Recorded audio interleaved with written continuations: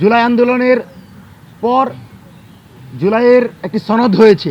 এই সনদকে আইনি ভিত্তি নিশ্চিত করার জন্য বাংলাদেশের জনগণের কাছে দায়িত্ব দেওয়া হয়েছিল, সেজন্য গণভোটের আয়োজন করা হয়েছে।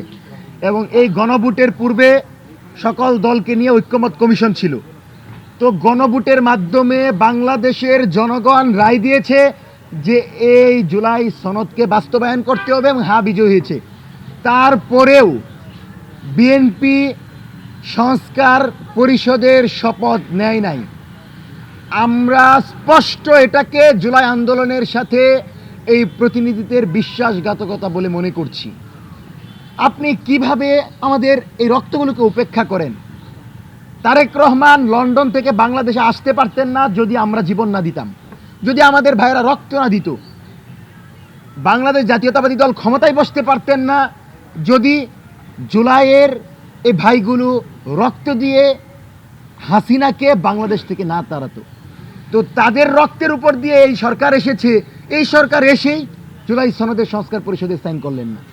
আপনি শপথ নিলেন না, সালাউদ্দিন আহমদ শপথ নিতে দিলেন না।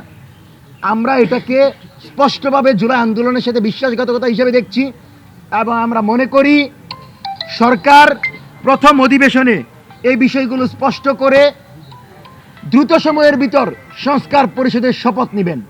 এবং তারা যদি শপথ না নেন তাহলে আমরা মনে করব আমাদেরকে উপেক্ষা করে বাংলাদেশে আধিপত্যবাদকে সমর্থন দিয়ে আওয়ামী লীগকে পুনর্বাসনের জন্য সবার আগে বিএনপি পদক্ষেপ নিয়েছে।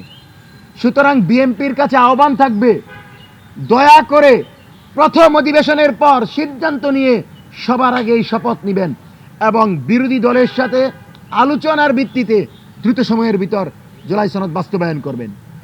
দ্বিতীয়ত